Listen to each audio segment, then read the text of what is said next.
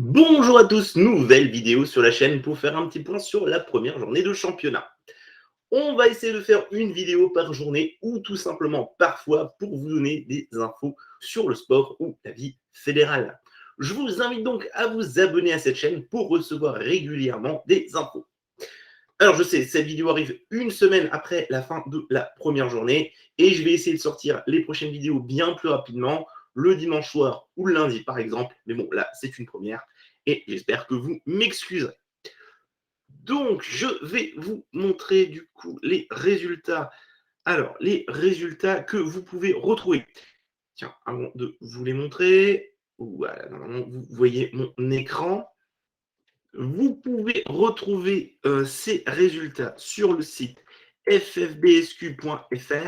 Alors, ffbsq.fr, vous cliquez sur Nippon Bully Share et vous l'avez dans Actualité. Vous l'aurez prochainement dans compétition, le site est encore en construction. Donc, dès que ce sera présent, vous aurez une petite info sur Actualité pour dire que voilà, et vous pouvez retrouver tout ça sur une seule page dès que ce sera disponible. Bon, maintenant, on va faire un petit tour de la première journée. Alors, j'espère que vous voyez bien l'écran. Je vais essayer de me mettre en plein écran. Voilà, pour que vous puissiez au mieux voir les résultats. Alors, résultat de la première journée, on va essayer de passer match par match. Le premier match opposé Folquemont 1 à Styra 1. Le match se déroulait donc à Folquemont. Folquemont, très grosse équipe. Très grosse équipe. Donc, il commence par Geoffrey Lebrun, 880, toujours fer de lance de cette équipe de Folquemont. Tous ses coéquipiers, Johnny Laurent et Jean-Claude, vont quand même suivre d'assez près, donc entre 800 et 840. Et ça leur permettra de gagner le match 27-12. Seul David Fleuder de l'équipe de Styra aura réussi à prendre 2 points grâce à un très bon score avec 829. Pour le deuxième match, on sera malheureusement le forfait de l'équipe de Longlaville contre Vitoncourt. Vitoncourt gagne donc 29-0. Le troisième match opposé Capel à l'Espérance de Vitoncourt. Et c'est la bonne surprise de cette année, j'ai l'impression, pour Capel, puisque je mettrai une petite pièce dessus en tant qu'outsider avec deux gros scores, celui de Pascal Decia et de Brice Morgenthaler, avec 885 et 830. Je pense que c'est une équipe, voilà, s'il y avait encore à trouver deux joueurs qui arrivent à se mettre à ce niveau-là, ça peut être une équipe très difficile à battre à domicile. Et disons qu'avec Pascal et Brice, je pense qu'ils peuvent aller chercher quelques points à l'extérieur. Donc Capel gagne 28-11 contre l'Espérance de Vitoncourt. Dans l'Espérance de Vitoncourt, on notera le retour de Quentin Holl qui prend un point avec 755 quilles. Seule victoire à l'extérieur, celle de Vigie contre Volstroff, qui gagne 21-18, match très serré puisque ça se joue à 5 quilles. Et les 8 points sont pris par Michael Krupiak avec le score de 751. Alors, au résultat de cette première journée, c'est bien entendu la BJ Vitoncourt 1 qui est en tête du championnat, puisqu'elle a affronté Longlaville qui a fait forfait, donc 29-0.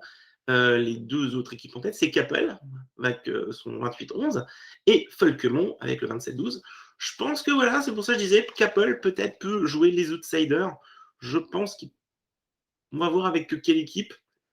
Je pense que Folquemont est quand même les grands favoris de cette saison, suivi peut-être par Vitoncourt et peut-être par Capel. À voir ensuite avec les équipes qu'on a l'habitude de trouver, Styra ou l'Espérance de Vitoncourt. Longlaville, j'aurais bien aimé voir qu'est-ce qu'il pouvait faire. Est-ce qu'il pouvait jouer aussi les outsiders cette saison? Je pense que c'est un peu malheureusement compromis. Mais on va voir ça dans la suite du championnat. On va voir comment que ça se déroule.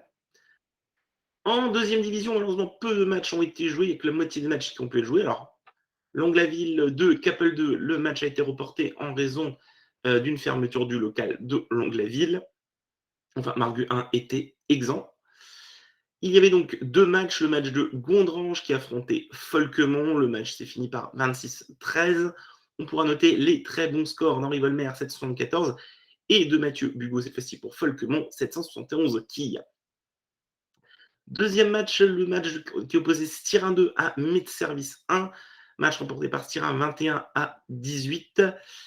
Comme vous pouvez le constater, à Styra, il y avait 4 joueurs, sauf qu'une personne débutante qui n'a lancé qu'une seule boule. Le match aurait été gagné au nombre de kills, au nombre de points par ce tir et au nombre de kills par Medservice. Le résultat final finissant quand même par 21-18. Alors, très difficile de vous donner un pronostic pour cette première journée de championnat, puisque y a quand même la moitié des équipes qui n'ont pas joué. On verra donc ça peut-être se dessiner dans les prochaines journées. Quels sont les favoris et quels sont ceux qui vont jouer pour le maintien.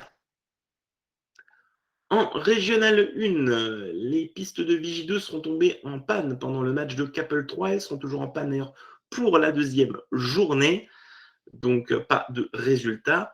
Forbecq 1 affronté Ypelin 2. Alors, c'est un petit peu le derby puisque Ypelin a évolué pendant longtemps sur les pistes de Forbecq. Piste d'Ypelin qui devrait arriver vers cette saison. Magnifique 4 pistes.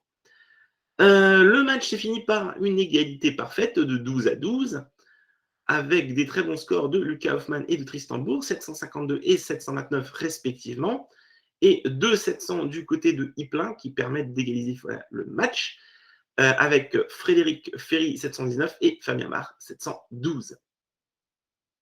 Le deuxième match, on affrontait encore un derby, Gondrange 2 face à Gondrange 3, match remporté par Gondrange 2, 17-7. On notera l'excellent score de Selenae Guarato avec 727 quilles. Un match qui était composé de pas mal de jeunes, 4 jeunes sur 6 joueurs. Ça, c'est un très beau match. Folquemont 3, Ypelin 1. Folquemont 3, Ypelin 1. Le match se termine par 15-9 en faveur de Folquemont. Folquemont, alors le meilleur score du match sera détenu par Ypelin avec le 740 de Laurent Harter. Et le meilleur score à Folquemont sera de Maxime Varsignac, j'espère que j'ai bien prononcé, avec 738 quilles.